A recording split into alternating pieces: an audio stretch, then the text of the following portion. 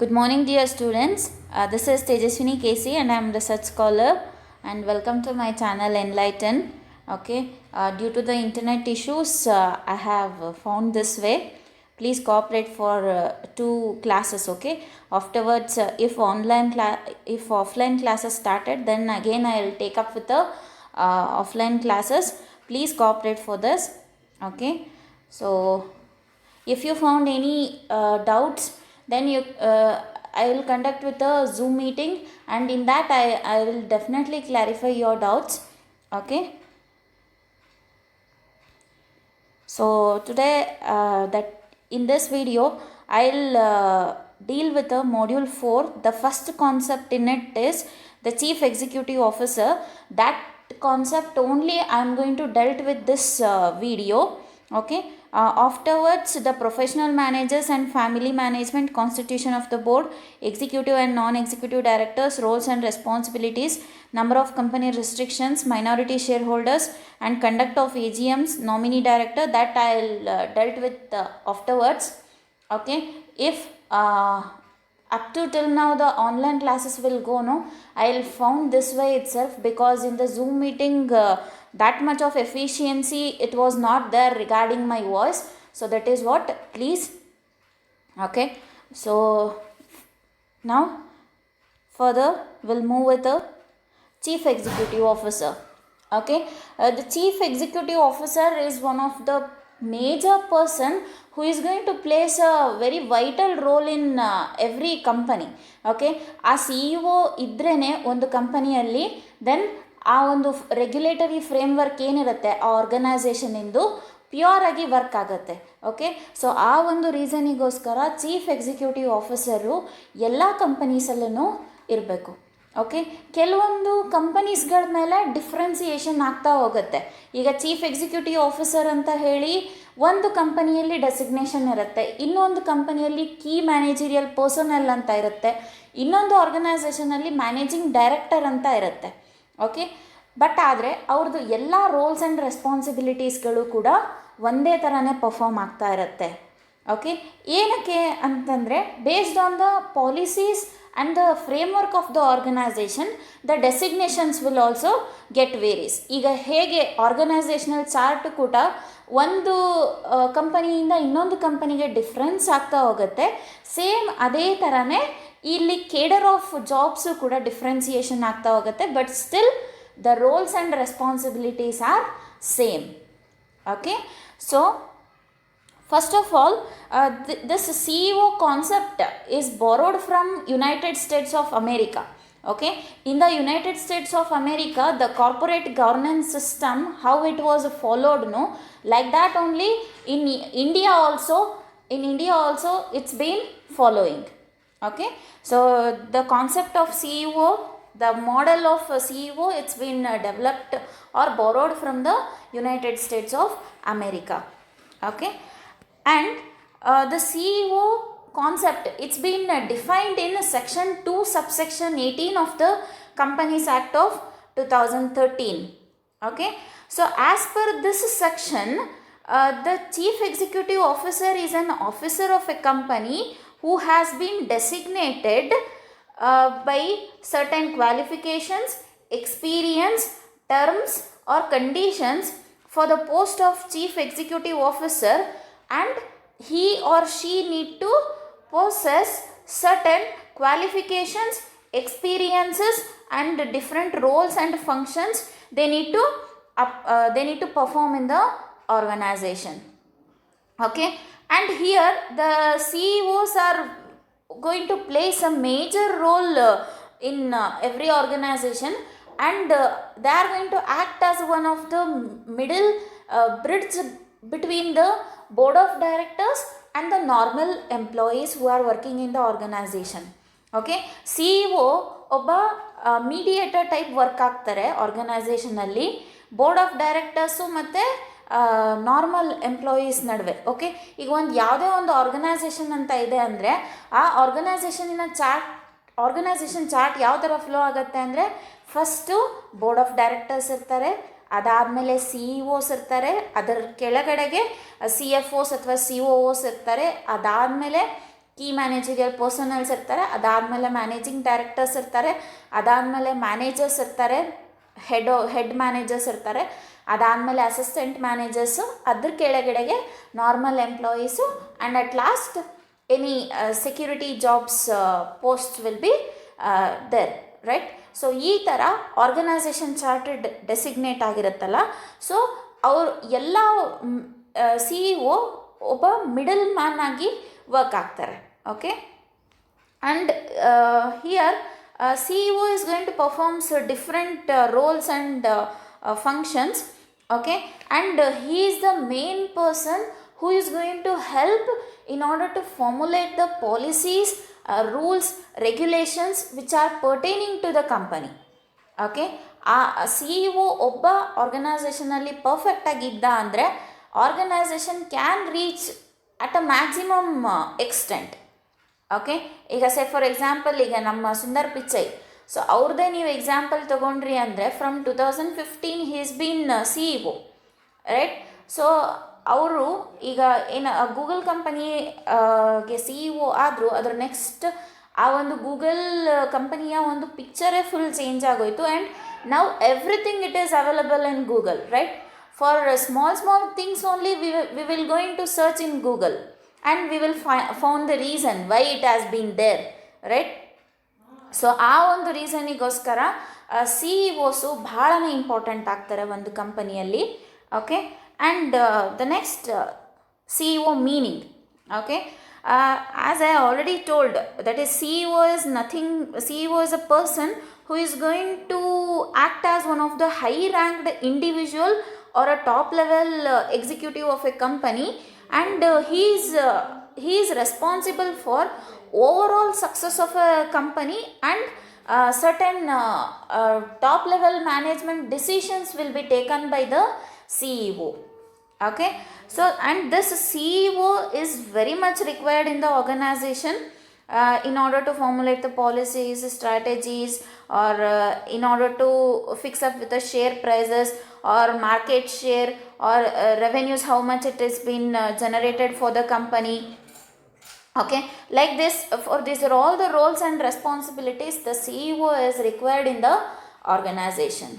Okay, so this is regarding certain introductory remarks to the Chief Executive Officer. We'll move further. Okay, that is appointment of a CEO in a company.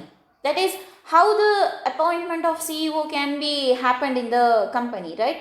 So that is under the Companies Act of 2013, the person who is going to possess certain 5 years of job experience as a manager or a managing director, they can be elected for the post of CEO. ಅಂದರೆ ಯಾರೋ ಒಬ್ಬ manager ಅಥವಾ managing director ಆಗಿ ಒಂದು ಕಂಪನಿಯಲ್ಲಿ 5 ಇಯರ್ಸ್ವರೆಗೂ job ಮಾಡಿರ್ತಾರೆ, ಆ job ಮಾಡಿರೋರು they can apply for the or they can elect for the post of CEOs.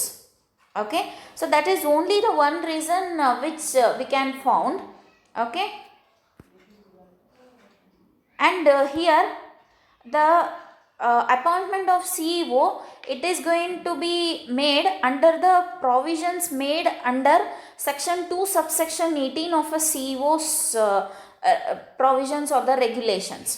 Okay, that is nothing but who is ನಾನು ಏನು ಹೇಳಿದ್ನಲ್ಲ, ಈಗ ಯಾವ ಒಬ್ಬ ಪರ್ಸನ್ನು ಇಂಡಿವಿಜುವಲ್ಲು 5 ವರ್ಷದ ತನಕ ಒಂದು ಆರ್ಗನೈಸೇಷನಲ್ಲಿ ಮ್ಯಾನೇಜರ್ ಅಥವಾ ಮ್ಯಾನೇಜಿಂಗ್ ಡೈರೆಕ್ಟರ್ ಆಗಿ ವರ್ಕ್ ಮಾಡಿರ್ತಾರೆ, they can be appointed or they can be elected as a CEO for the company. Okay, ಆ ಎಲೆಕ್ಟ್ ಮಾಡೋದು ಕೂಡ ಯಾವ ಥರ ಮಾಡ್ತಾರೆ ಅಂದರೆ based on the voting pool system. Okay, ಅದು ನಾನು process of appointment of chief executive officer ಬಂದಾಗ ಹೇಳ್ತೀನಿ ಅದನ್ನು ನಿಮಗೆ. Okay, so next section 2 subsection 19 which is going to dealt with the CFOs. Okay, CFO means nothing but Chief Financial Officer. Okay, Chief Financial Officer is also one of the executive who is responsible for monitoring the cash flows or financial planning and all other financial work or activities of the organization. Okay, Next, regarding the section 2 subsection 24, which is going to deal with the CS, that is company secretary. Okay, company secretary is a person who is going to look after all the audit related issues. Okay, and he is going to maintain accounts and records of, that is maintenance of records of books of accounts from the past years. Okay, so that it is the duty of the company secretary. Okay, next, according to the section 2 subsection 53, which is going to deal with the manager post. Okay, manager is a person who is going to handle all the sub activities of the different departments in the organization. Right, ಈಗ production manager, sales manager, ಅದಾದಮೇಲೆ advertisement manager, ಈ ಥರ different kind of managers ಇರ್ತಾರೆ. Right, so ಅವರು ಎಲ್ಲರೂ ಕೂಡ ಅವ್ರವ್ರಿಗೆ ಯಾವ್ದ್ಯಾವುದು assign ಮಾಡಿರ್ತಾರೆ ಜಾಬ್ನ, like ಈಗ ಪ್ರೊಡಕ್ಷನ್ ಡಿಪಾರ್ಟ್ಮೆಂಟ್ ಅಂತ ಒಂದು ಅಸೈನ್ ಆಗಿದ್ರೆ ಒಬ್ಬ ಮ್ಯಾನೇಜರಿಗೆ, ಸೊ ಅಲ್ಲಿ ಏನಂದರೆ ರಾ ಮೆಟೀರಿಯಲ್ಸ್ ಇನ್ ಟೈಮಿಗೆ ಬರ್ತಾ ಇದ್ದಾನ, ಅದ್ರ ಜೊತೆಗೆ ಪ್ರೊಡಕ್ಷನ್ ಪ್ರಾಸೆಸ್ ವಿತಿನ್ ಟೈಮಲ್ಲಿ ಆಗ್ತಾ ಇದ್ದಾನ, ಸೊ ಆ ಪ್ರೊಡಕ್ಷನ್ ಪ್ರೋಸೆಸ್ ವಿತಿನ್ ಟೈಮಲ್ಲಾದರೆ how much the quality it is. Okay, ಇದನ್ನೆಲ್ಲದನ್ನು ನೋಡ್ತಾರೆ. ಅದೇ ಈಗ ಸೇಲ್ಸ್ ಡಿಪಾರ್ಟ್ಮೆಂಟ್ ಮ್ಯಾನೇಜರಿಗೆ ಬಂದರೆ he will be going to look after for how much of percentage of profit we have made through the sales. Okay, ಈ ಥರ different managers, they are going to perform different roles as per their guided instructions by the top level management. Okay, this person is going to call as manager. ಅಂದರೆ ನಾನಿಲ್ಲಿ ನಿಮಗೆ ಏನು ಹೇಳೋಕ್ಕೆ try ಮಾಡ್ತಾ ಇದ್ದೀನಿ ಅಂದರೆ, ಈ ಎಲ್ಲ ಟಾಪ್ ಲೆವೆಲ್ ಮ್ಯಾನೇಜ್ಮೆಂಟ್ ಅಥಾರಿಟೀಸು ಕೂಡ ಭಾಳನೇ ಇಂಪಾರ್ಟೆಂಟ್ ಆಗ್ತಾರೆ. ಓಕೆ, ಆ್ಯಂಡ್ ಅವರೆಲ್ಲ ಅಪಾಯಿಂಟ್ ಆಗೋದು ಕೂಡ ಈ ಕಂಪನೀಸ್ ಆ್ಯಕ್ಟ್ 2013 ರೆಗ್ಯುಲೇಷನ್ಸ್ ಪ್ರಕಾರನೇ. ಓಕೆ, ಈ ಸೆಕ್ಷನ್ಸ್ಗಳನ್ನು ನೀವು ನೆನಪಿಟ್ಕೋಬೇಕು. Okay, so next relating to the managing director, that is section 2 subsection 54, it is going to deal with the managing director. Okay, after the post of CEO, the managing director will come. Okay, the managing director is a person who is also the partial director of the company, and he will be appointed in case of a public company. Okay, and their responsibility to look after with the confirmation of the shareholders and the public companies appointments and the remuneration fixation. Okay, and certain statutory duties and responsibilities are going to be done through by the managing directors. Okay, and here one thing, the managing director can also be called as key managerial personnel. Okay, there is no lot of difference between managing director, whole time director and key managerial personnel. All are in same line. Okay, ಅಲ್ಲಿ ಎಲ್ಲಿನೂ ಕೂಡ differentiation ಬರಲ್ಲ. Only ಯಾವುದಕ್ಕೆ differentiation ಅಂದರೆ CEO ಮತ್ತು key managerial ಪರ್ಸನಲ್ಲಿಗೆ ಅಷ್ಟೇ differentiation ಇರುತ್ತೆ. Okay, ಅದು ಕೂಡ paid up share capital basis ಮೇಲೆ. ಅದು ಒಂದು ಬಿಟ್ಟರೆ ಇನ್ನು managing director, whole time director, ಅದ್ರ ಜೊತೆಗೆ ಕೀ ಮ್ಯಾನೇಜರಿಯಲ್ ಪರ್ಸನಲ್ಲು, ಈ ಮೂರು ಜನನು ಒಂದೇ ರೋಲ್ಸ್ ಆ್ಯಂಡ್ ರೆಸ್ಪಾನ್ಸಿಬಿಲಿಟೀಸ್ನ ಫಾಲೋ ಅಪ್ ಮಾಡ್ತಾರೆ. ಬಟ್ ಆದರೆ ಈ ಜಾಬ್ ಕೇಡರ್ಗಳು ಆರ್ಗನೈಸೇಷನ್ ಪಾಲಿಸೀಸ್ ಮೇಲೆ ಡಿಫ್ರೆನ್ಸಿಯೇಷನ್ ಆಗ್ತಾ ಹೋಗುತ್ತೆ.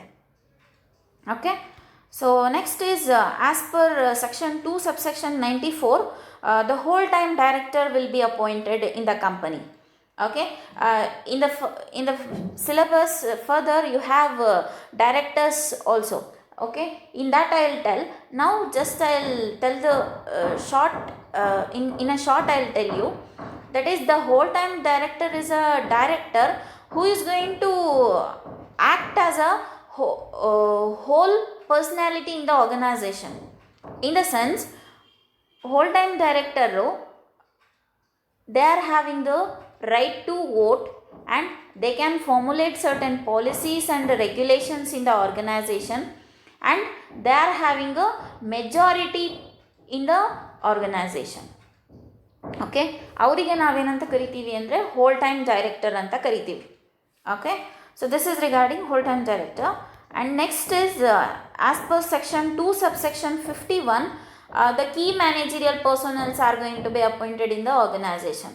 ಓಕೆ, ಈಗ ಈ key manager personnel, whole time director, managing director ಎಲ್ಲರೂ ಒಂದೇ. ಓಕೆ, ಅಂತ ಏನು ಡಿಫ್ರೆನ್ಸಿಯೇಷನ್ ಇಲ್ಲ. ಬಟ್ ಈಗ ಸೋಲ್ ಟ್ರೇಡಿಂಗ್ ಕನ್ಸರ್ನಲ್ಲಿ ನಾವು CEO ಅಪಾಯಿಂಟ್ ಮಾಡೋಕ್ಕಾಗಲ್ಲ, ರೈಟ್?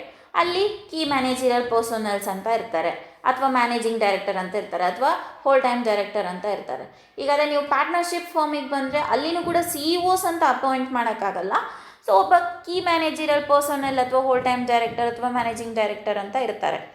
ಈಗ ನೀವು ಅದೇ ಏನಾದರೂ ಸ್ಟ್ಯಾಚ್ಯುಟರಿ ಬಾಡೀಸಿಗೆ ಬಂದರೆ there you can construct with this CEO concept and all. Okay, ಈಗ ನೀವು ಇನ್ಫೋಸಿಸ್ ಅಂತ ಕಂಪನೀಸ್ ಬಂದರೆ ಸೊ ಅಲ್ಲಿ CEOs ನೆಸೆಸರಿ ಇರ್ತಾರೆ. ಈಗ ನೆಕ್ಸ್ಟ್ ಗೂಗಲ್ ಅಥವಾ ನೀವು ಯಾವುದೇ ಕಂಪನಿ ತೊಗೊಳ್ಳಿ, ಟಾಟಾ ಗ್ರೂಪ್ ಅಥವಾ next Nokia, everything. Okay, Nokia it's been already closed. Amazon, ಯಾವುದೇ ಕಂಪನೀಸ್, ಈ ಥರ ಕಂಪನೀಸ್ಗಳನ್ನ ನೀವು ತೊಗೊಂಡ್ರೆ, ಲಿಸ್ಟೆಡ್ ಕಂಪನೀಸ್ ಅಥವಾ ನಾನ್ ಲಿಸ್ಟೆಡ್ ಕಂಪನೀಸ್ ಅಥವಾ public companies or the private companies, if you are going to take, then the concept of CEO is very mandatory. Okay, so this is regarding the appointment of different personalities in a company. Okay, and certain qualifications they need to possess. Okay, in order to get with these are all the posts, they need to be worked in the organization for a 5 years continuously without changing any organization. ಅಂದರೆ ಒಂದು individual ಪರ್ಸನ್ನು ಒಂದು ಆರ್ಗನೈಸೇಷನ್ನಲ್ಲಿ continuous ಆಗಿ work ಮಾಡಿರಬೇಕು. Okay, up to 5 years ತನಕ, ಅದು first qualification. ಅದಾದಮೇಲೆ ಅದ್ರ ಜೊತೆಗೆ ಅವರು ಎಕ್ಸ್ಪರ್ಟೈಸ್ ಇರಬೇಕು ಅವರ ಒಂದು ಫೀಲ್ಡಲ್ಲಿ. Okay, so these are the 2 qualifications which are required for these are all the different posts. And next, eligibility, any bachelor's degree or any master's degree, okay, based on which they will be going to get promotion. Okay, ಈಗ ನಾವು bachelors degree, ಈಗ engineer ಮಾಡಿದ್ದೀವಿ ಅಂದರೆ engineering jobs ರಿಲೇಟೆಡ್ಗೆ ನಾವು post ಆಗಿರ್ತೀವಿ. ಅದ್ರ basis ಮೇಲೆ ನಾವು if we are going to make masters, then again we will get with a promotion in the organisation. Okay, ಈ ಥರ ಡಿಫ್ರೆನ್ಸಿಯೇಷನ್ ಆಗುತ್ತೆ. ಇದಕ್ಕೆ these are all the different appointments in a company. Okay, so next will move further.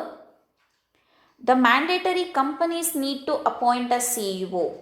ಅಂದರೆ ಯಾವೆಲ್ಲ companies ಕಂಪಲ್ಸರಿಯಾಗಿ CEOನ appoint ಮಾಡಬೇಕು ಅಂತ ಹೇಳಿ. Okay,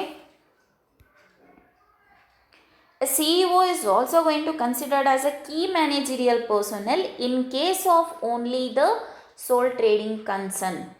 Okay, not in all the cases, in case of sole trading concern.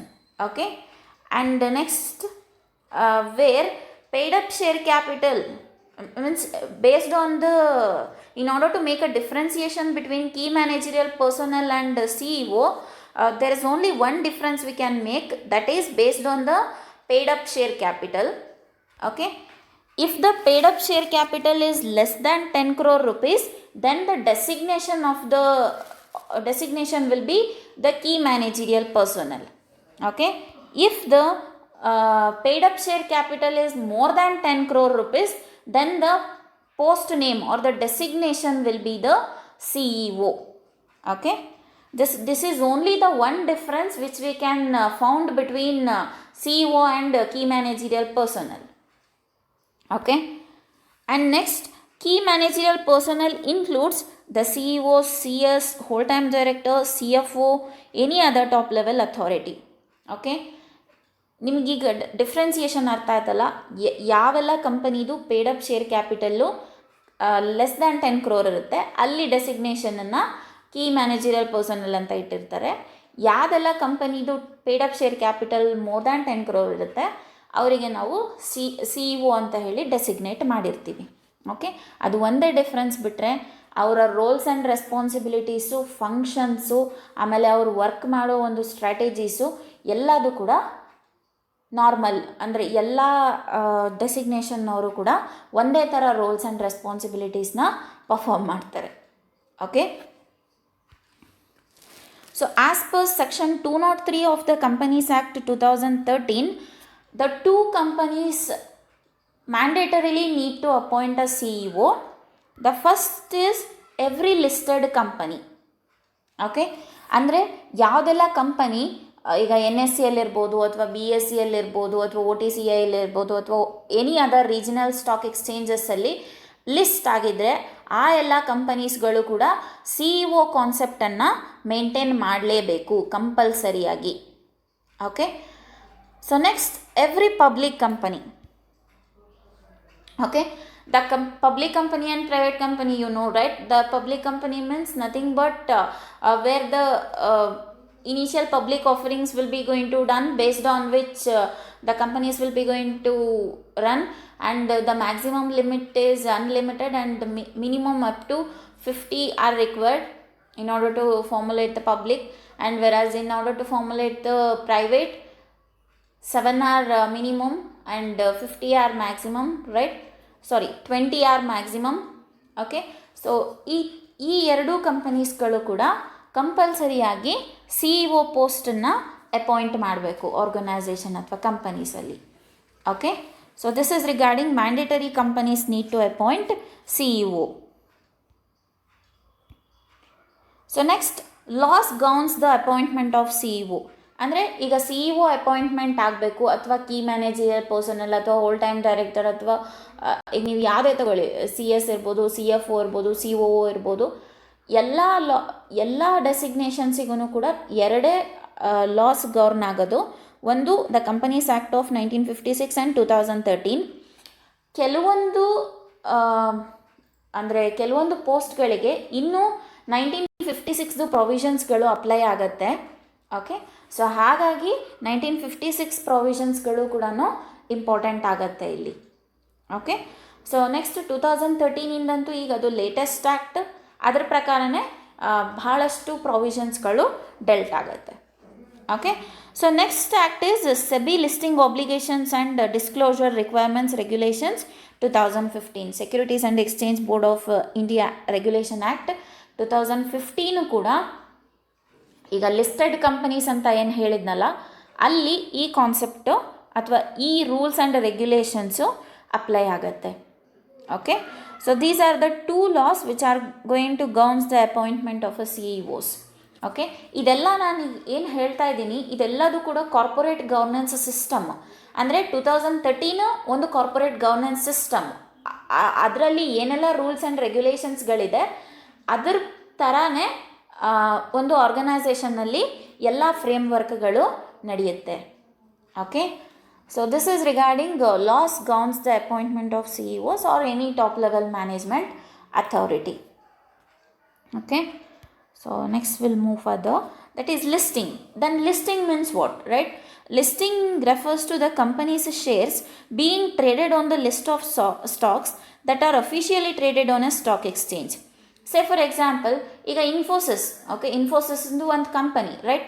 ಆ company it's been listed in NSE and as well as in BSE. Okay, ಅಂದರೆ ಈಗ NSEಯಲ್ಲಿ trade ಮಾಡೋ ಅದು ಡಿಫ್ರೆಂಟ್ ಇರುತ್ತೆ, BSEಯಲ್ಲಿ ಟ್ರೇಡ್ ಮಾಡೋದು ಡಿಫ್ರೆಂಟ್ ಇರುತ್ತೆ.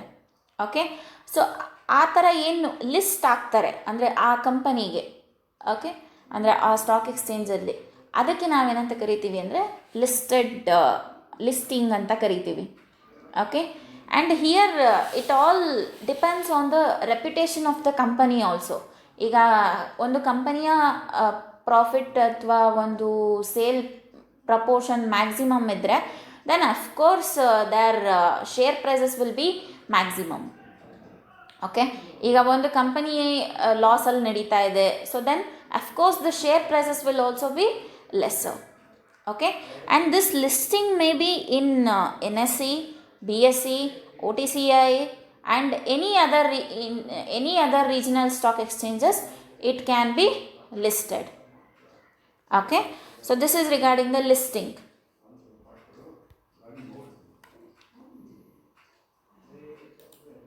Next we'll move further, the tenure of a CEO.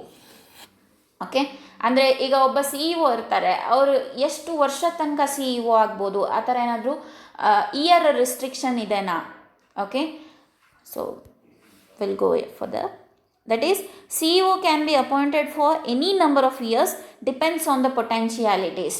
Okay, ಈಗ C E O ಆಗಬೇಕು ಅಂದರೆ ಇಷ್ಟೇ ಇಯರಿಗೆ ಅವ್ರು ಅಪಾಯಿಂಟ್ ಆಗಬೇಕು, ಫರ್ದರ್ ಅವ್ರು ಅಪಾಯಿಂಟ್ ಆಗಬಾರ್ದು, ಆ ಥರ ಎಲ್ಲ ಏನೂ ಇಲ್ಲ. They can B C E O for 10 years, or they can be CEO for 15 years, or they can be for 20 years, which all depends on the potentialities what they have possessed. Okay, so certain examples also I have collected. That is Sundar Pichai. He is a former CEO of Google, and he was appointed on August 10, 2015, and still he is a CEO. Okay, for 6 years continuously, sorry, for 6 to 7 years he has been continuously the CEO of Google. Okay, next Satya Nadella, CEO of Microsoft. He was appointed on February 4, 2014, and still his CEO. And next, Rajiv Bajaj, okay, CEO of Bajaj Auto from 2005. This is from maximum 16 years he's been CEO of that particular Bajaj Auto. Okay, so next, Nataraj Chandrasekaran, he was a CEO of Tata Group from 2009. He was only the person regarded as the CEO. Okay, so ಇಲ್ಲಿ ನೋಡಿ, ಒಂದು C E ಒ ಪೋಸ್ಟ್ಗೆ ಇಷ್ಟೇ tenure ಆಗಿ ಒಬ್ಬ individual work ಮಾಡಬೇಕು ಆ ಥರ ಎಲ್ಲ ಏನಿಲ್ಲ. ಅವರವರ ಪೊಟೆನ್ಷಿಯಾಲಿಟೀಸ್ ಬೇಸಿಸ್ ಮೇಲೆ it all going to depends. Okay, this is regarding the tenure of a C E O. Okay, so we'll move further.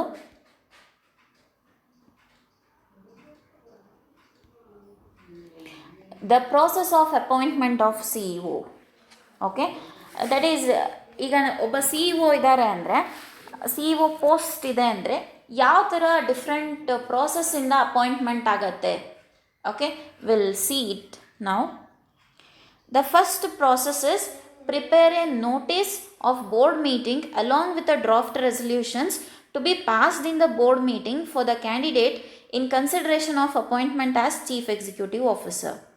Okay, ಈಗ ಫಸ್ಟು ಬೋರ್ಡ್ ಮೀಟಿಂಗನ್ನು ಅರೇಂಜ್ ಮಾಡಿ, ಆ್ಯನ್ಯುವಲ್ ಜನರಲ್ ಮೀಟಿಂಗನ್ನು ಅರೇಂಜ್ ಮಾಡಿ ಅಲ್ಲಿ ಒಂದು ನೋಟಿಸನ್ನು ಪ್ರಿಪೇರ್ ಮಾಡಬೇಕು. ಅಂದರೆ ಈಗ ಎ ಪರ್ಸನ್, ಬಿ ಪರ್ಸನ್ ಮತ್ತು ಸಿ ಪರ್ಸನ್ 3 ಜನನ ನಾವು ಸಿ ಇ ಒ ಪೋಸ್ಟಿಗೆ ನಾಮಿನೇಟ್ ಮಾಡ್ತಾ ಇದ್ದೀವಿ ಅಂತ ಹೇಳಿ ಬೋರ್ಡ್ ಆಫ್ ಡೈರೆಕ್ಟರ್ಸು ಹೇಳ್ತಾರೆ. ಓಕೆ, ಸೊ ಅದು ಏನು ಅಂದರೆ first process. Okay, second process ಏನು ಅಂದರೆ sending a notice along with agenda of board meeting to all the directors of the company. ಈಗ ಏನು ಫಸ್ಟ್ ಸ್ಟೆಪ್ಪಲ್ಲಿ ಎ ಬಿ ಸಿ ಈ 3 ಜನನ ನಾವು ಸಿ ಇ ಒ ಪೋಸ್ಟಿಗೆ ನಾಮಿನೇಟ್ ಮಾಡಿದ್ದೀವಿ ಅಂತ ಏನು ಒಂದು ನೋಟಿಸ್ ರೆಡಿ ಆಗಿರುತ್ತೆ, ಆ ನೋಟಿಸನ್ನು ಎಲ್ಲ ಡೈರೆಕ್ಟರ್ಸ್ಗಳಿಗೂ ಕೂಡ ಕಳಿಸ್ಬೇಕು. ಓಕೆ, ಅದರ ನೆಕ್ಸ್ಟು ಅಂದರೆ ಇಷ್ಟು ಜನ ಈ ಥರ ಎಲೆಕ್ಟ್ ಆಗಿದ್ದಾರೆ, ಈ ಎಲೆಕ್ಟ್ ಆಗಿರೋ ಜನದಲ್ಲಿ ನೀವು ಯಾರಿಗೆ ನಾಮಿನೇಟ್ ಮಾಡ್ತೀರಾ ಅಂತೇಳಿ further it is going to be decided. Okay, so the third process is convene board meeting and pass the following board resolution. Okay, ಅದೇನು ಅಜೆಂಡಾ ಫಾರ್ಮ್ ಮಾಡಿರ್ತಾರೆ ಈ 3 ಜನ ಅಪಾಯಿಂಟ್ ಆಗಬೇಕು ಅಂತೇಳಿ, ಅದನ್ನು ಬೋರ್ಡ್ ಮೀಟಿಂಗಲ್ಲಿ ಒಂದು ಡ್ರಾಫ್ಟ್ ಮಾಡಿ ಅದನ್ನು ಒಂದು ಬೋರ್ಡ್ ರೆಸಲ್ಯೂಷನ್ ಅಂತ ಮಾಡಬೇಕು.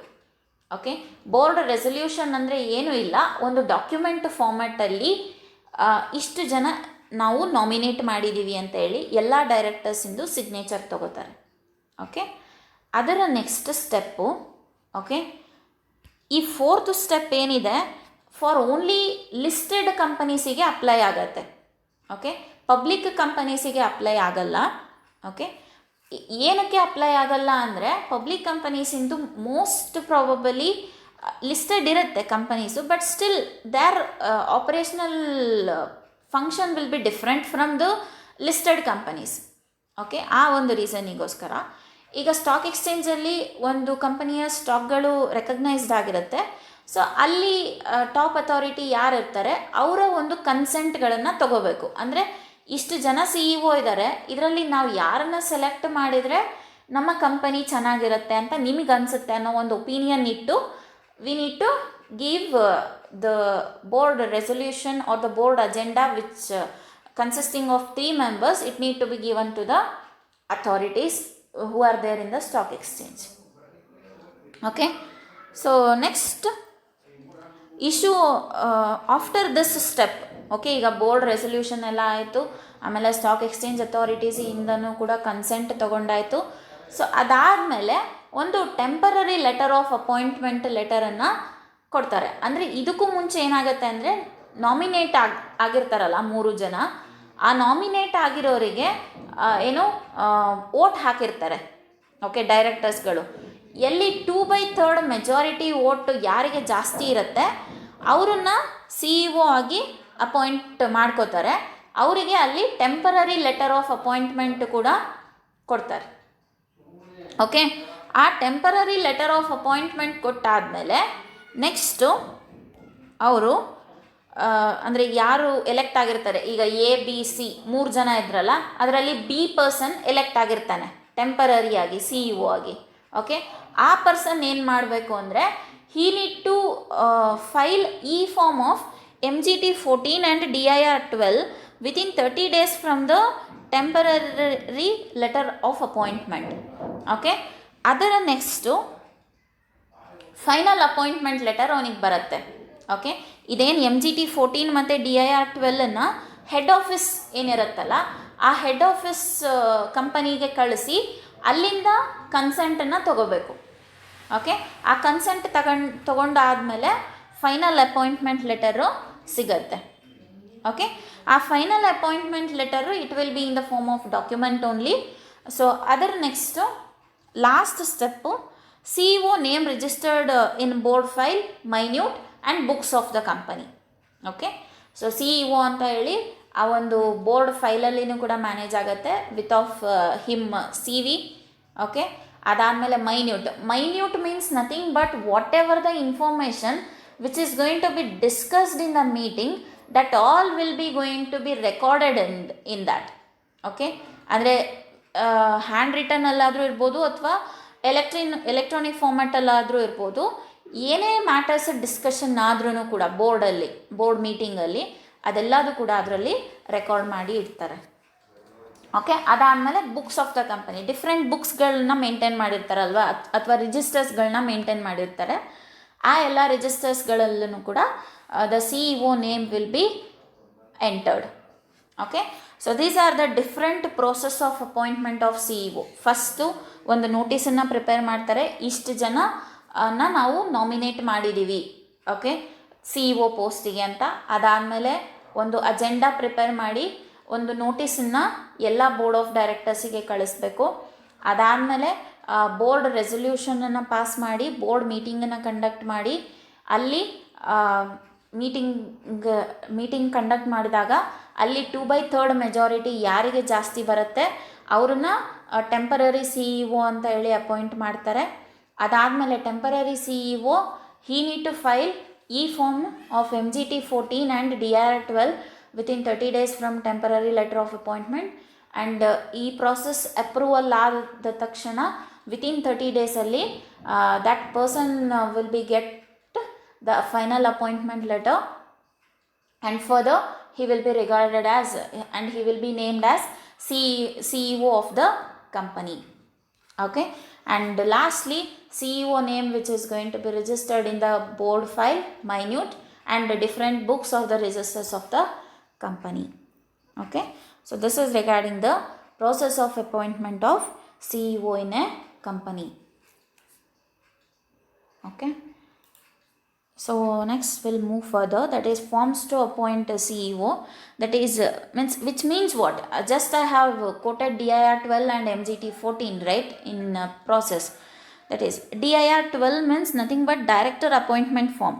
ಅಂದರೆ ಡೈರೆಕ್ಟರ್ಸ್ಗಳ ಕನ್ಸೆಂಟ್ ಇರಬೇಕು ಆ CEO ಆಗ್ತಾ ಇದ್ದಾರೆ ಅಂದರೆ.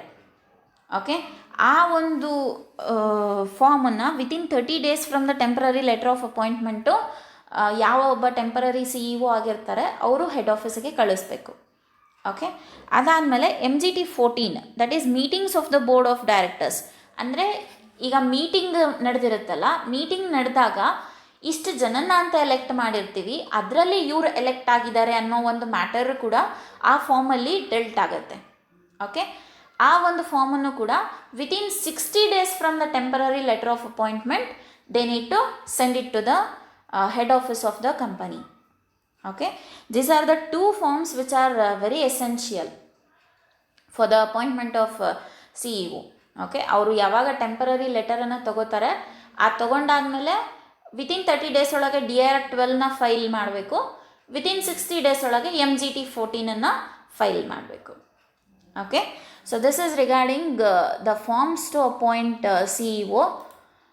Next will move further. Okay, that is CEO.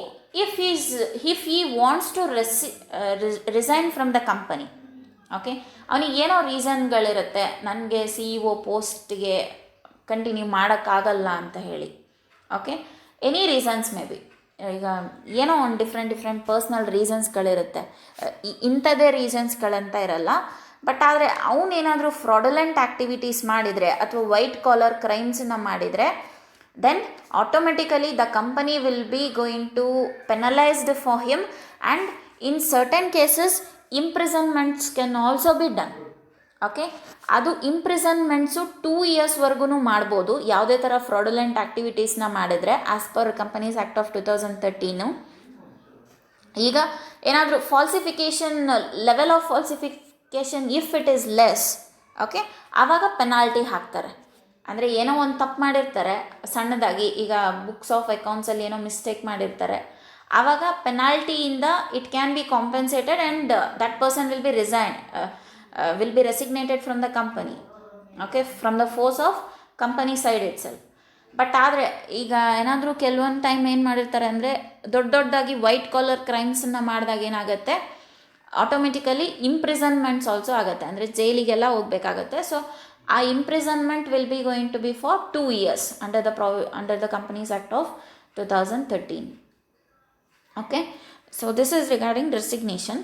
And ಈಗ ರೆಸಿಗ್ನೇಷನ್ ಆದಮೇಲೆ ಈಗ CEO ಇರ್ತಾರೆ, ಸೇ ಫಾರ್ ಎಕ್ಸಾಂಪಲ್ ಈಗ ಯಾರ್ದು ಸುಂದರ್ ಪಿಚೈ ಅಂತ ಅಂದ್ಕೊಳ್ಳಿ. ಓಕೆ, ಸೊ ಅವರು ಈಗ 2021 ರಿಸೈನ್ ಮಾಡಬೇಕು ಅಂತ ಇದ್ದಾರೆ.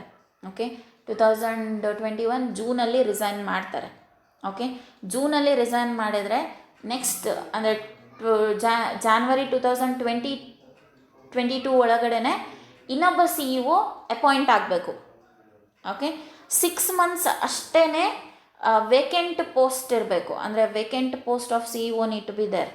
ಓಕೆ, 6 months ಗಿಂತ ಜಾಸ್ತಿ CEO ಪೋಸ್ಟ್ ಏನಾದರೂ ಖಾಲಿ ಇದ್ದರೆ, ಓಕೆ, ಅಲ್ಲಿ ಮತ್ತೆ ಬೇರೆ ಪ್ರೊವಿಷನ್ಸ್ಗಳಿದೆ. Okay, so that we will discuss it in now. Okay,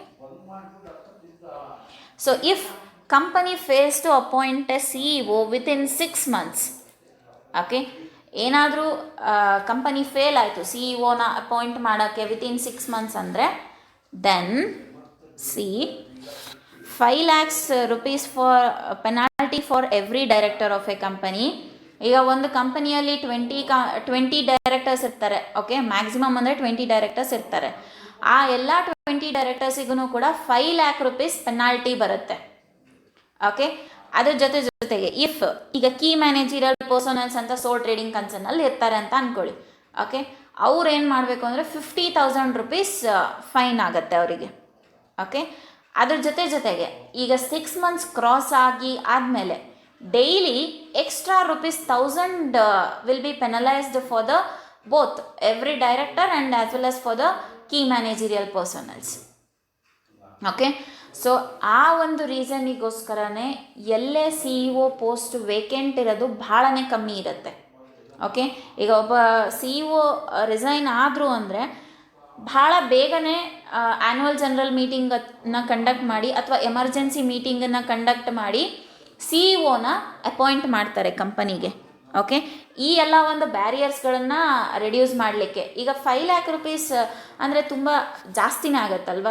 5 lakh rupees for every director ಅಂದರೆ 20 ಡೈರೆಕ್ಟರ್ಸ್ ಇರ್ತಾರೆ ಮ್ಯಾಕ್ಸಿಮಮ್ ಆಗಿ ಒಂದು ಕಂಪನಿಗೆ. ಸೊ ಎಷ್ಟಾಯಿತು ಅಲ್ಲಿಗೆ, right? So next 50,000 rupees for key managerial personals ಅಂದರೆ ಅದ್ರ ಜೊತೆಗೆ ಮತ್ತೆ 1,000 rupees ಡೇ ಅಂದರೆ ಎವ್ರಿ ಡೇ. ಈಗ say for example January 1 appoint ಆಗಬೇಕು CEO, 6 months ಡೇಟಲ್ಲಿ ಮುಗಿಯುತ್ತೆ. ಓಕೆ, ಸೊ ಅವನು January 15 ಅಪಾಯಿಂಟ್ ಆದ ಅಂತ ಅಂದ್ಕೊಳ್ಳಿ. ಸೊ ಅವಾಗ ಏನಂದರೆ 15,000 rupees ಮತ್ತೆ ಎಕ್ಸ್ಟ್ರಾ ಹೋಗಿರುತ್ತೆ. ಕೀ ಮ್ಯಾನೇಜರಲ್ ಪರ್ಸನಲ್ಲು ಮತ್ತು ಎವ್ರಿ ಡೈರೆಕ್ಟರಿಂದ ಪೆನಾಲ್ಟಿ. ಓಕೆ, ಸೊ ಈ ಒಂದು ರೀಸನ್ನಿಗೋಸ್ಕರನೇ ಎಲ್ಲಿನೂ vacant post of CEO will not be there. ನೀವು ಯಾವುದೇ ಕಂಪನಿ ತೊಗೊಳ್ಳಿ, CEO ಪೋಸ್ಟ್ ವೇಕೆಂಟ್ ಇದೆ ಅಂತ ನಿಮ್ಗೆ ಎಲ್ಲಿ ಕಾಣಿಸಲ್ಲ. ನೀವು ಗೂಗಲಲ್ಲಿ ಎಷ್ಟು ಕಂಪನೀಸ್ ಇದೆ ಅಷ್ಟು ಕಂಪನಿದು ಸರ್ಚ್ ಮಾಡಿ ನೋಡಿ, CEO ಪೋಸ್ಟ್ ಎಲ್ಲಿ ವೇಕೆಂಟ್ ಇರೋದು ನಿಮಗೆ ಕಾಣಿಸೋದೇ ಇಲ್ಲ. Okay, so this is regarding the companies if fails to appoint a CEO within 6 months, then what are all the provisions will be there. Okay, so next we'll move further, that is distinction between CEO, MD and manager. Okay, so there is not that much of differentiation between these are all the persons. That is MD and manager, they both act as a key managerial personnel of the organization, and CEO is just the mediator between the board of directors and this managing directors and the manager. Okay, so a CEO cannot be the director of the company. Okay, and he can be the employee of the company, but he cannot be the director of the company. ಯಾಕಂದರೆ at A time 2 ಪೊಸಿಷನ್ಗಳನ್ನ hold ಮಾಡೋಕ್ಕಾಗಲ್ಲ. ಅದು top level management ಪೊಸಿಷನ್ಸ್ಗಳನ್ನೇ. ಈಗ CEO ಮತ್ತು director 2 ಪೋಸ್ಟನ್ನ ಒಬ್ಬರೇ handle ಮಾಡೋಕ್ಕಾಗಲ್ಲ, right? So next, and CEO who is going to appointed through the board of directors election only. Okay, and here the board of directors, they are going to appoint the managing directors and as well as the chairman of the employee and as well as the managers of the company. Okay, so ಈಗ managing director section 196 ಮತ್ತು section 197 ಪ್ರಕಾರ appoint ಆಗ್ತಾರೆ. Managing director section 196, managers section 197 of the companies act of 2013. Okay, so ಇಲ್ಲಿ managing directors they are going to perform the different activities or the duties like discharging of statutory duties and along with the fixation of share prices and certain things regarding with the remuneration fixation. Okay, those are all the kind of activities will be going to done through the managing directors. Okay, and when it comes to the managers, okay, managers they are going to perform different activities. Okay, different ಆ್ಯಕ್ಟಿವಿಟೀಸ್ಗಳನ್ನ ಮಾಡ್ತಾರೆ. ಅಂದರೆ ಈಗ ಅಂದರೆ ಅವರಿಗೆ assigned job ಇರುತ್ತೆ, versatile job ಇರಲ್ಲ. Assigned job ಅಂದರೆ particular job ಇರುತ್ತೆ. ಈಗ ಪ್ರೊಡಕ್ಷನ್ ಡಿಪಾರ್ಟ್ಮೆಂಟ್ ಅಂದರೆ ಪ್ರೊಡಕ್ಷನ್ ಡಿಪಾರ್ಟ್ಮೆಂಟಿಂದ ಅಷ್ಟೇ ಅವರಿಗೆ ಮ್ಯಾನೇಜ್ಮೆಂಟ್ ಮಾಡಬೇಕು. ಈಗ ಸೇಲ್ಸ್ ಡಿಪಾರ್ಟ್ಮೆಂಟ್ ಅಂದರೆ ಸೇಲ್ಸ್ ಡಿಪಾರ್ಟ್ಮೆಂಟ್ ಅಷ್ಟೇ ಮ್ಯಾನೇಜ್ ಮಾಡಬೇಕು. ಈಗ ಅದೇ ಏನಾದರೂ ಅಡ್ವರ್ಟೈಸ್ಮೆಂಟಿಗೆ ಬಂದರೆ advertisement, R&D department, research and development ಟೀಮಿಗೆ ಬಂದರೆ research and development team. Particular work will be assigned for the managers. Okay, ಇನ್ನು ನೀವು ಅಸಿಸ್ಟೆಂಟ್ ಮ್ಯಾನೇಜರ್ಸಿಗೆ ಬಂದರೆ then it will be very particular again. Okay, so these are all the major differences between CEO, MD and manager. Okay, ಏನಕ್ಕೆ ನಾನು ಈ ಥರ differentiation ಹೇಳ್ತಿದ್ದೀನಿ ಅಂದರೆ ಕೆಲವೊಂದು ಟೈಮ್ ಏನು ಅನಿಸುತ್ತೆ, ಎಲ್ಲರೂ ಒಂದೇನಾ ಅನ್ನೋ ಒಂದು ಕ್ವೆಶನ್ ಬರುತ್ತೆ. ಓಕೆ, ಬಟ್ ಎಲ್ಲರೂ ಒಂದೇ ಇರಲ್ಲ. ಏನಕ್ಕೆ ಡೆಸಿಗ್ನೇಷನ್ಗಳನ್ನು ಆರ್ಗನೈಸೇಷನಲ್ಲಿ ಮಾಡಿರ್ತಾರೆ ಅಂದರೆ, ಈಗ ನೋಡಿ, ಎಲ್ಲ ಆ್ಯಕ್ಟಿವಿಟೀಸ್ನೂ ಕೂಡ ನೀವೇ ಕ್ಲಾಸಲ್ಲಿ ಎಲ್ಲರೂ ಮಾಡೋಕ್ಕಾಗಲ್ಲ, ರೈಟ್? ಸೊ ಈಗ ನೋಡಿ CR ಅಂತ ಇರ್ತಾರೆ, ಅದ್ರ ಜೊತೆಗೆ ಇನ್ನೂ ನೀವು ಸ್ಕೂಲ್ಸಲ್ಲೆಲ್ಲ ನೋಡಿದ್ರೆ ಕೆಲವೊಂದು ಮಿನಿಸ್ಟ್ರೀಸ್ಗಳನ್ನೆಲ್ಲ ಫಾರ್ಮ್ ಮಾಡಿರ್ತಾರೆ. ಓಕೆ, ಈಗ ನೀವು ಈಗ ಪೊಲಿಟಿಕಲ್ ಸಿಸ್ಟಮಿಗೆ ಬಂದ್ರೇ ಡಿಫ್ರೆಂಟ್ ಮಿನಿಸ್ಟ್ರೀಸ್ ಇದ್ದಾವೆ, ರೈಟ್? ಈಗ ಇದಕ್ಕೆ ಈ ಖಾತೆ ಸಚಿವರಿದ್ದಾರೆ. ಸೊ ಅವರು ಪರ್ಟಿಕ್ಯುಲರಾಗಿ ಆ ಒಂದು ಇದಕ್ಕೇ ಏನೆಲ್ಲ ಪ್ರೊವಿಷನ್ಸ್ಗಳು ಬೇಕು ಅದನ್ನೆಲ್ಲ ಪರ್ಫಾರ್ಮ್ ಮಾಡ್ತಾರೆ, ರೈಟ್? ಸೊ ಎಲ್ಲರೂ ಎಲ್ಲ ವರ್ಕನ್ನು ಮಾಡೋಕ್ಕಾಗಲ್ಲ ಅನ್ನೋ ಒಂದು ಬೇಸಿಸ್ ಮೇಲೆ ಈ ಥರ ಡೆಸಿಗ್ನೇಷನ್ಗಳನ್ನು ಮಾಡಿರ್ತಾರೆ. ಓಕೆ, ಸೊ ಅಂಥ ಮೇಜರ್ ಡಿಫ್ರೆನ್ಸಸ್ ಇಲ್ಲ ಎಲ್ಲಾದ್ರ ನಡುವೆ. ಎಲ್ಲ ನೀವು CEO ಇರ್ಬೋದು, ಕೀ ಮ್ಯಾನೇಜರಿಯಲ್ ಪರ್ಸನಲ್ ಇರ್ಬೋದು, ಮ್ಯಾನೇಜಿಂಗ್ ಡೈರೆಕ್ಟರ್ಸ್ ಇರ್ಬೋದು, ಮ್ಯಾನೇಜರ್ಸ್ ಇರ್ಬೋದು, ಹೋಲ್ ಟೈಮ್ ಡೈರೆಕ್ಟರ್ಸ್ ಇರ್ಬೋದು. ಏನಕ್ಕೆ ಅಂದರೆ ಎಲ್ಲರೂ ಕೂಡ ಟಾಪ್ ಲೆವೆಲ್ ಮ್ಯಾನೇಜ್ಮೆಂಟ್ ಅಥಾರಿಟೀಸೇ. ಓಕೆ, ಅವರು ಯಾವ ಥರ ರೂಲ್ಸ್ ಆ್ಯಂಡ್ ರೆಗ್ಯುಲೇಷನ್ಸನ್ನು ಮಾಡ್ತಾರೆ ಅದೇ ಥರನೇ ಲೋ ಲೆವೆಲ್ ಎಂಪ್ಲಾಯೀಸು ಕೂಡ ವರ್ಕ್ ಮಾಡಬೇಕಾಗತ್ತೆ. ಓಕೆ, ಸೊ ಆ ಒಂದು ರೀಸನ್ನಿಂದ ಅಂಥ ಡಿಫ್ರೆನ್ಸಿಯೇಷನ್ ನಮಗೆ ಇಲ್ಲಿ ಕಾಣಿಸಲ್ಲ. So this is regarding distinction between CEO, managing director and manager. Okay, next we'll move Chief Operating Officer, COO. Okay, Chief Operating Officer, he is going to act as chain of command, that is in the hierarchy of reporting, and in some of the organization Chief Operating Officer is also known by other names as Chief Operations Officer or Operations Director or Executive Vice President of Operations. Okay, ನಾನು ನಿಮಗೆ ಅದನ್ನೇ ಹೇಳಕ್ಕೆ try ಮಾಡ್ತಾ ಇರೋದು, ಈ organisation rules ಅಥವಾ policies framework basis ಮೇಲೆ ಕೇಡರ್ಗಳು change ಆಗ್ತಾ ಹೋಗುತ್ತೆ, ಡೆಸಿಗ್ನೇಷನ್ಸ್ಗಳು ಚೇಂಜ್ ಆಗ್ತಾ ಹೋಗುತ್ತೆ. ಈಗ ನೋಡಿ, ಚೀಫ್ ಆಪ್ರೇಟಿಂಗ್ ಆಫೀಸರ್ ಅನ್ನೋ ಒಂದು ಪೋಸ್ಟನ್ನು ಬೇರೆ ಬೇರೆ ಕಂಪನೀಸಲ್ಲಿ ಬೇರೆ ಬೇರೆ ನೇಮಲ್ಲಿ ಇಟ್ಟಿರ್ತಾರೆ. Like chief operation officer, operation director, ಅದರ ಜೊತೆಗೆ executive vice president of the company, ಈ ಥರ ಎಲ್ಲ ಇಟ್ಟಿರ್ತಾರೆ. ಬಟ್ ಆದರೆ ಅವರ ರೋಲ್ಸ್ ಆ್ಯಂಡ್ ರೆಸ್ಪಾನ್ಸಿಬಿಲಿಟೀಸ್ ಎಲ್ಲದು ಕೂಡ ಒಂದೇ. Okay, so this and here the COO is the senior executive who has been given a job or a task force for supervising the day to day managerial activities and the operational function of a business. Okay, ಏನೆಲ್ಲ daily ಆ್ಯಕ್ಟಿವಿಟೀಸ್ಗಳು ನಡೆಯುತ್ತೆ, ಈಗ cash inflow means cash transactions ಇರ್ಬೋದು, ಅಥವಾ next relating to the production, that is quotation fix ಮಾಡೋದಿರ್ಬೋದು, ಅಥವಾ production ಡಿಪಾರ್ಟ್ಮೆಂಟಿಂದ ಎಷ್ಟು ಪ್ರಾಡಕ್ಟ್ಸ್ಗಳು produce ಆಯಿತು, ಅದಾದಮೇಲೆ ಡಿಸ್ಪ್ಯಾಚ್ ಡಿಪಾರ್ಟ್ಮೆಂಟಿಂದ ಎಷ್ಟು ಪ್ರಾಡಕ್ಟ್ಸ್ಗಳು ಹೊರಗಡೆ ಹೋಯಿತು. ಓಕೆ, ಈ ಥರದ್ದು ಎಲ್ಲದು ಕೂಡ ರೆಕಾರ್ಡ್ಸ್ಗಳನ್ನ ಈ chief operating officers he is going to maintain. Okay, so next designation is the CFO, Chief Financial Officer. Okay, here the Chief Financial Officer, he is also one of the executive person who is responsible for monitoring the cash flow or the financial planning or the other financial work or the activities of the organization. Here as the name only indicates, he is going to supervise all the financial activities of the organization. ಅದು ಈಗ financial activities ಅಂತ ಬಂದರೆ cash flows, that is inflow ಎಷ್ಟು, outflow ಎಷ್ಟು, ಅದ್ರ ಜೊತೆಗೆ different ರೇಷಿಯೋಸನ್ನು calculate ಮಾಡ್ತಾರೆ, ಪ್ರಾಫಿಟಬಿಲಿಟಿ ಇಂಡೆಕ್ಸ್ ಎಷ್ಟು. ಓಕೆ, ಅದಾದಮೇಲೆ ಫೈನಾನ್ಷಿಯಲ್ ಪ್ಲ್ಯಾನಿಂಗ್ ಏನೇನು ಮಾಡ್ತಾರೆ. ಓಕೆ, ಅದೆಲ್ಲದು ಕೂಡ ಇದರಲ್ಲಿ ಅಂದರೆ chief financial officer he is going to look after these are all the different things. Okay, and ಇಲ್ಲಿ ಅಂದರೆ ಬೇರೆ ಕಂಪನೀಸಲ್ಲಿ ಮತ್ತೆ ಇನ್ನು ಯಾವ್ಯಾವ ಥರ ಕರಿಬೋದು ಅಂದರೆ ಚೀಫ್ ಫೈನಾನ್ಷಿಯಲ್ ಆಫೀಸರಿಗೆ ಟ್ರೆಷರರ್ ಅಂತ ಕರಿಬೋದು, ಅದಾದಮೇಲೆ ಕಂಟ್ರೋಲರ್ ಅಂತ ಕರಿಬೋದು, ಅಥವಾ ಫೈನಾನ್ಷಿಯಲ್ ರಿಪೋರ್ಟರ್ ಅಂತ ಕರಿಬೋದು. ಓಕೆ, ಬಟ್ ಈಗ ಟ್ರೆಷರರ್ ಅಂದ್ರೂ CFOನೇ, ಕಂಟ್ರೋಲರ್ ಅಂದ್ರೂ CFOನೇ, ಅದಾದಮೇಲೆ ಫೈನಾನ್ಷಿಯಲ್ ರಿಪೋರ್ಟರ್ ಅಂದ್ರೂ CFOನೇ. ಓಕೆ, ಈ ಆರ್ಗನೈಸೇಷನಲ್ ಪಾಲಿಸೀಸ್ ಮೇಲೆ ಡಿಫ್ರೆಂಟ್ ಡೆಸಿಗ್ನೇಷನ್ಸ್ಗಳು ಡೆಲಿಗೇಟ್ ಆಗ್ತಾ ಹೋಗುತ್ತೆ. Okay, so this is regarding the distinction between CEO, MD and manager and COO and CFO. Okay, so next will move further, that is the last two concepts remained in this CEO, that is roles of CEO and responsibilities of CEO. First we'll move with the roles of CEO, that is what are all the kind of functions they are going to perform in the organization. Okay, roles means functions they are going to perform in the organization. Okay, and here basically the CEO is responsible for basic thing.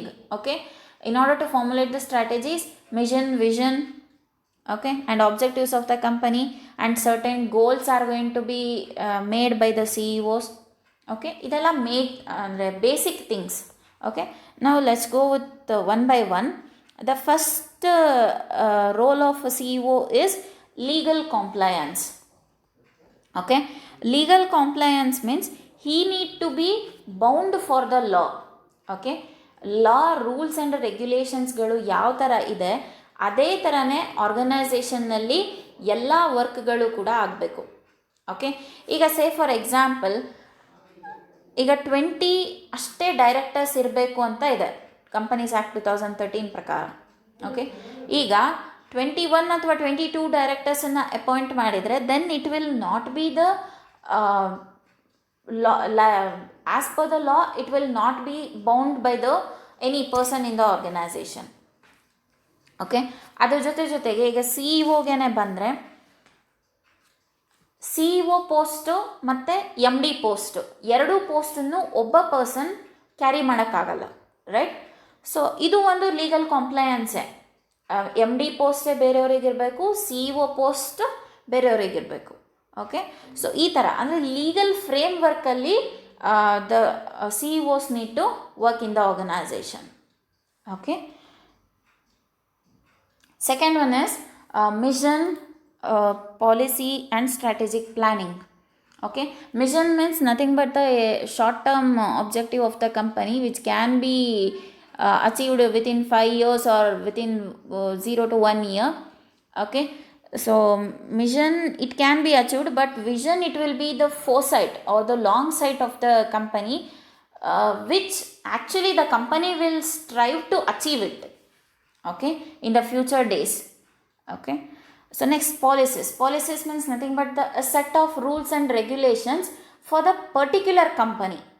ಅಂದರೆ ಈಗ ಇನ್ಫೋಸಿಸ್ಸಿನ ಒಂದು corporate culture different ಇರುತ್ತೆ, ವಿಪ್ರೋದು corporate culture different ಇರುತ್ತೆ. ಅದೇ ಥರ ನೀವು ಎಕ್ಸೆಂಚರಿಗೆ ಹೋದರೆ, ಮೈಂಟ್ರಿಗೆ ಹೋದರೆ ಡಿಫ್ರೆಂಟ್ ಕಾರ್ಪೊರೇಟ್ ಕಲ್ಚರ್ಸ್ಗಳಿರುತ್ತೆ. ಅದರ ಬೇಸಿಸ್ ಮೇಲೆ ಪಾಲಿಸೀಸ್ಗಳು ಕೂಡ CEO ಫಾರ್ಮುಲೇಟ್ ಮಾಡಿರ್ತಾರೆ. Okay, so next is strategic planning. Okay, strategic planning which is very much essential. Okay, not just the planning means just choosing the best alternative, but here the strategy they need to use, that is which alternative will give more revenue or which will give more yield. The selection of that is very much important and that need to be dealt by the CEOs. Okay, ಈಗ ಒಬ್ಬ CEO ಇರ್ತಾನೆ ಅಂದರೆ plan ಮಾಡೋದು ಎಲ್ಲರೂ ಮಾಡ್ತಾರೆ, right? ಈಗ managers ಕೂಡ plan ಮಾಡ್ತಾರೆ. ಬಟ್ ಆದರೆ CEO ಆಗಿ he need to make strategic planning. ಅಂದರೆ ಈಗ ಆಲ್ಟರ್ನೇಟಿವ್ ABCD ಈ ಥರ ಇರುತ್ತೆ ಅಂದರೆ ಆ ಆಲ್ಟರ್ನೇಟಿವಲ್ಲಿ ಯಾವುದು ನಮಗೆ ಜಾಸ್ತಿ ರೆವೆನ್ಯೂ ಕೊಡುತ್ತೆ ವಿತ್ ಲೆಸ್ ಟೈಮ್, ಆ ಒಂದು ಆಲ್ಟರ್ನೇಟಿವನ್ನು CEO ಆಗಿ ಸೆಲೆಕ್ಟ್ ಮಾಡಬೇಕು. Okay, so this is the second role of CEO. And next is management and administration. Okay, so the management means whatever the kind of problems or grievances which is been arised in the management and the administration, that all need to be dealt by the CEOs. Okay, ಈಗ say for example ಈಗೇನೋ ಒಂದು production process stop ಆಗುತ್ತೆ ಏನೋ ಒಂದು ಕಾನ್ಸಿಕ್ವೆನ್ಸಸ್ಸಿಂದ. Okay, so ಆವಾಗ ಅವರು ಪಬ್ಲಿಕ್ಕಿಗೆ ಇಂಟರ್ವೆನ್ ಆಗಬೇಕು. Okay, ಈಗ ಮ್ಯಾಗಿದು ಇಶ್ಯೂ ಆಯ್ತಲ್ಲ, ಸೊ ಆವಾಗ ಆ CEO ಇಂಟರ್ವೆನ್ ಆಗಿ he was guided for the public. Okay, ನಾವು ಈಗ ನೆಕ್ಸ್ಟ್ ಏನು ಪ್ರೊಡ್ಯೂಸ್ ಮಾಡ್ತೀವಿ ಅದರಲ್ಲಿ ಯಾವುದೇ ಥರ ಲೆಡ್ ಕಂಟೆಂಟ್ಗಳು ಇರೋದಿಲ್ಲ, ಸೊ ನೀವು ಪರ್ಚೇಸ್ ಮಾಡಿ ಅಂತ ಹೇಳಿ ಆದಮೇಲೆ ಇವಾಗ ಕನ್ಸಂಪ್ಷನ್ ಲೆವೆಲ್ ಕಮ್ಮಿ ಆಗಿರ್ಬೋದು, ಬಟ್ ಮ್ಯಾನುಫ್ಯಾಕ್ಚರಿಂಗಿಗೆ ಚಾನ್ಸ್ ಇದೆ. ಓಕೆ, ಸೊ ಆ ಒಂದು ರೀಸನ್ಸ್ಗಳಿಂದ CEO is going to act as one of the public figure. Okay, ಈಗ ಏನೇ ಒಂದು ಗ್ರಿವೆನ್ಸಸ್ಗಳು ಆದ್ರೂ ಕೂಡ ಎಲ್ಲದಕ್ಕೂ ನೋಡಿ ಡೈರೆಕ್ಟ್ ಕನೆಕ್ಷನ್ ಇರುತ್ತೆ CEO ಜೊತೆ. Okay, whatever the kind of a problems may arise, he need to act as a problem solver role as well. Okay, so next role of CEO is governance. Okay, governance means nothing but the legal compliance itself again. Okay, whatever the kind of provisions which are there prescribed under the SEBI Regulations Act 2015 and Companies Act of 1956 and 2013, as per only the every framework of the organization need to be carried out. Okay, so next role of CEO is financing. Okay, as he is acting as a public figure, Okay, he need to take certain financial support from the different institutions. Okay, ಈಗ different ಇನ್ಸ್ಟಿಟ್ಯೂಷನ್ಸ್ಗಳು ಕಂಪನಿಗೆ ಕ್ರೆಡಿಟನ್ನು ಕೊಡ್ತಾರೆ. Okay, CRISIL ಇರ್ಬೋದು ಅಥವಾ ಸಿಬಿಲ್ ಇರ್ಬೋದು, ಈ ಥರ different ಕಂಪನೀಸ್ಗಳಿದೆ ಫೈನಾನ್ಸಿಂಗನ್ನು provide ಮಾಡಲಿಕ್ಕೆ. Institutional ಇನ್ವೆಸ್ಟರ್ಸ್ಗಳಿರ್ತಾರೆ, ಅವರು ಕೂಡ ಕೆಲವೊಂದು ಟೈಮ್ ಕಂಪನಿಗಳಿಗೆ ಫೈನಾನ್ಸಿಂಗನ್ನು ಪ್ರೊವೈಡ್ ಮಾಡ್ತಾರೆ. ಅದರಿಂದನೂ ಕೂಡ ಆರ್ಗನೈಸೇಷನ್ ರನ್ ಆಗ್ತಿರುತ್ತೆ. ಓಕೆ, ಸೊ ಅದು ಎಲ್ಲದೂ ಕೂಡ ಅಗ್ರಿಮೆಂಟ್ಸ್ಗಳು CEO ಮಾಡ್ಕೋಬೇಕು. Okay, so last role of CEO is the community stakeholders. Okay, stakeholders means the external parties who are responsible to take part in the organization. ಈಗ stake holders ಅಂದರೆ external parties ಅಂದರೆ government ಇರ್ಬೋದು ಅಥವಾ suppliers ಇರ್ಬೋದು, ಅದಾದಮೇಲೆ financial institutions ಇರ್ಬೋದು. Okay, ಇವರೆಲ್ಲ ಅಥವಾ ಪಬ್ಲಿಕ್ಕೇ ಇರ್ಬೋದು. ಓಕೆ, ಇವರೆಲ್ಲ ಕೂಡ ಸ್ಟೇಕ್ ಹೋಲ್ಡರ್ಸ್ ಆಗಿರ್ತಾರೆ. ಇವರು ಎಲ್ಲರ ಜೊತೆನೂ he need to maintain the harmonious relationship. Okay, ಈಗ ಸಪ್ಲೈಯರ್ ಜೊತೆ ಹಾರ್ಮೋನಿಯಸ್ ರಿಲೇಷನ್ಶಿಪ್ ಇಲ್ಲ ಅಂದರೆ ರಾ ಮೆಟೀರಿಯಲ್ಸ್ ಪ್ರಾಪರಾಗಿ ಸಪ್ಲೈ ಆಗಲ್ಲ. ರಾ ಮೆಟೀರಿಯಲ್ಸ್ ಸಪ್ಲೈ ಆಗಲಿಲ್ಲ ಅಂದರೆ ಪ್ರೊಡಕ್ಷನ್ ಸ್ಟಾಪ್ ಆಗುತ್ತೆ. ಓಕೆ, ಈಗ ಗೌರ್ನಮೆಂಟ್ ಜೊತೆ ಏನಾದರೂ ಇಶ್ಯೂಸ್ ಮಾಡಿಕೊಂಡ್ರೆ ಆವಾಗ government had the power to cancel the registration of the organisation. Okay, ಅದಾದಮೇಲೆ ಪಬ್ಲಿಕ್ಕಿಗೆ ಬಂದ್ರಂತೂ it is very necessary, right? ಈಗ ನಮ್ಮ ಒಂದು ಸಪೋರ್ಟ್ ಇಲ್ಲ ಅಂದರೆ ಯಾವ ಆರ್ಗನೈಸೇಷನ್ಸ್ಗಳು ರನ್ ಆಗಲ್ಲ, ರೈಟ್? ಅದಾದಮೇಲೆ ನೆಕ್ಸ್ಟು ನೀವು ಯಾವುದೇ ಕೈಂಡ್ ಆಫ್ ಈಗ ಫೈನಾನ್ಷಿಯಲ್ ಇನ್ಸ್ಟಿಟ್ಯೂಷನ್ಸಿಗೆ ಬಂದರೆ ಈಗ ನಮಗೆ ಕ್ರೆಡಿಟ್ ಫೆಸಿಲಿಟಿ ಬೇಕೇ ಬೇಕು. ಅಂದರೆ ಎಲ್ಲದೂ ಕೂಡ ಕಂಪನಿ ಬೋರ್ಡ್ ಆಫ್ ಡೈರೆಕ್ಟರ್ಸ್ ಅಥವಾ ಫೌಂಡರ್ಸೇ ಅಮೌಂಟ್ ಇನ್ವೆಸ್ಟ್ ಮಾಡಿರ್ತಾರೆ ಅಂತಲೂ ಹೇಳೋಕ್ಕಾಗಲ್ಲ. ಓಕೆ, ಕೆಲವೊಂದು ಟೈಮ್ ಏನಾಗಿರುತ್ತೆ, ಕ್ರೌಡ್ ಫಂಡಿಂಗಿಂದನೂ ಇನ್ವೆಸ್ಟ್ಮೆಂಟ್ಗಳು ನಡೆದಿರುತ್ತೆ. ಓಕೆ, ಕ್ರೌಡ್ ಫಂಡಿಂಗ್ ಅಂದರೆ ಏನು ಗೊತ್ತಾ? The accumulation of resource from each individuals. Okay, so ಆ ಥರ ನಡೆದಿರುವಾಗ ಅಫ್ಕೋರ್ಸ್ ಹಾರ್ಮೋನಿಯಸ್ ರಿಲೇಷನ್ಶಿಪ್ಪನ್ನು ಮೇಂಟೈನ್ ಮಾಡಲೇಬೇಕಾಗತ್ತೆ CEO ಆಗಿ. ಓಕೆ, ಸೊ ಇದೆಲ್ಲ ಏನು ಅಂದರೆ different roles of CEO performed in the every company. Okay, ಈ ರೋಲ್ಸ್ಗಳೇ ಎಲ್ಲದಕ್ಕೂ ಅಪ್ಲೈ ಆಗುತ್ತೆ ನಿಮಗೆ. ಓಕೆ, ಕೀ ಮ್ಯಾನೇಜರಿಯಲ್ ಪರ್ಸನಲ್ಗಿರ್ಬೋದು ಅಥವಾ ಬೋರ್ಡ್ ಆಫ್ ಡೈರೆಕ್ಟರ್ಸ್ಗಿರ್ಬೋದು ಅಥವಾ ಹೋಲ್ ಟೈಮ್ ಡೈರೆಕ್ಟರ್ಸಿಗಿರ್ಬೋದು, CS ಓಕೆ, ಸೊ ಎಲ್ಲ ರೋಲ್ಸ್ಗಳು ಸೇಮೇ, ಅಂಥ ಡಿಫ್ರೆನ್ಸಿಯೇಷನ್ ಇಲ್ಲ. ಏನಕ್ಕೆ ಅಂದರೆ ಎಲ್ಲರೂ ಕೂಡ ಟಾಪ್ ಲೆವೆಲ್ ಅಥಾರಿಟೀಸೇ ಅಲ್ಲಿ. So this are all the different roles of CEOs. Next is the responsibilities of CEO. Okay, one second. The first responsibilities means nothing but what are all the things he is liable. Okay, ಜವಾಬ್ದಾರಿಗಳು ಅಂತ ಹೇಳ್ತಾರಲ್ಲ, so ಯಾವುದಕ್ಕೆಲ್ಲ he is liable for the things. Okay, for planning, implementing, developing and directing the organization's operational and monetary function and performance towards the company mission, right? And second responsibility is he is going to act as a strategic partner by developing and implementing the plans and programs of a company. Okay, and third one, he is going to make the necessary analysis and also make recommendations on a plan for the long term growth of a company. Okay, ಅಂದರೆ ಏನೆಲ್ಲ necessary analysis ಬೇಕು, ಈಗ ಝೋಟ್ analysis ಇರ್ಬೋದು ಅಥವಾ pest analysis ಇರ್ಬೋದು, ಅದ್ರ basis ಮೇಲೆ ರೆಕಮೆಂಡೇಷನ್ಸನ್ನು ಮಾಡೋದು. ಈ ಥರ ಮಾಡಿ, ಈ ಥರ ವರ್ಕ್ ಮಾಡಿದ್ರೆ then you will be going to get these kind of outcome. Okay, ಆ ಥರ ಮಾಡಿ ಅಂತ ಹೇಳಿ ಏನು ಸಜೆಷನ್ಸ್ಗಳನ್ನ ಕೊಡ್ತಾನಲ್ಲ, ಸೊ ಅದನ್ನು ಕೂಡ he is responsible to make. Okay, so next regarding the takes initiatives by introducing new strategies according to the need of a company. ಈಗ ಸ್ಟ್ರಾಟಜೀಸ್ಗಳನ್ನ ಮಾಡಲೇಬೇಕು, right? Without of formulating with strategies no company can sustain in the market. Okay, ಈಗ ನೀವು marketing ಮ್ಯಾನೇಜ್ಮೆಂಟಲ್ಲಿ ಓದಿರ್ತೀರ, right? Ambitious strategy ಅಂದರೆ ಏನಂದರೆ ಕಾಂಪಿಟೀಟರಿಗೆ ಗೊತ್ತಾಗದ ರೀತಿ ಅವರ ಕಂಪನಿಯಲ್ಲೇ ಹೋಗಿದ್ದು ಅವರ ಸೀಕ್ರೆಟ್ಸ್ಗಳನ್ನು ತಿಳ್ಕೊಳ್ಳೋದು.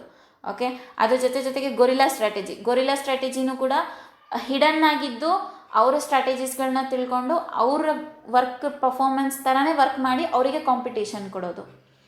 ಓಕೆ, ಅದಾದಮೇಲೆ ನಿಶೆ ಮಾರ್ಕೆಟಿಂಗ್ ಸ್ಟ್ರಾಟಜಿ, ಟಾರ್ಗೆಟಿಂಗ್, ಓಕೆ, ಈ ಥರ ಎಲ್ಲ ಡಿಫ್ರೆಂಟ್ ಸ್ಟ್ರಾಟಜೀಸ್ಗಳಿರುತ್ತೆ, ಅಂದರೆ ಪ್ರಾಡಕ್ಟ್ಸ್ಗಳನ್ನು ಪ್ರಮೋಟ್ ಮಾಡಲಿಕ್ಕೆ.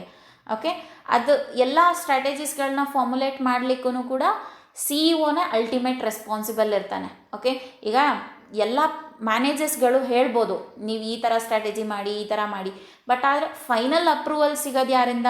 CEO ಇಂದಾನೆ. ಓಕೆ, ಆ ಒಂದು ರೀಸನಿಗೋಸ್ಕರ is responsible for to make new strategies. Okay,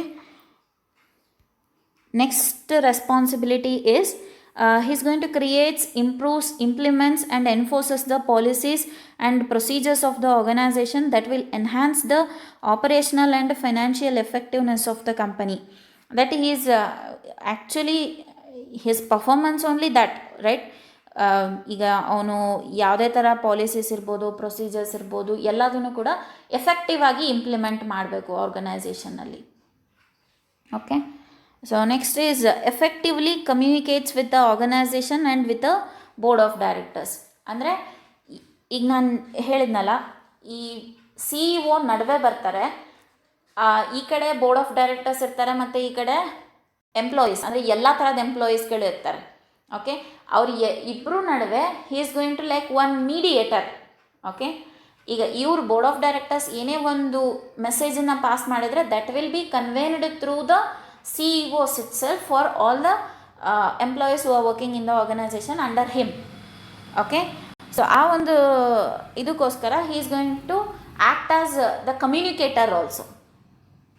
Okay, so next responsibility is provides guidance and advice to others in relation to the execution of a plan or in a problematic situation.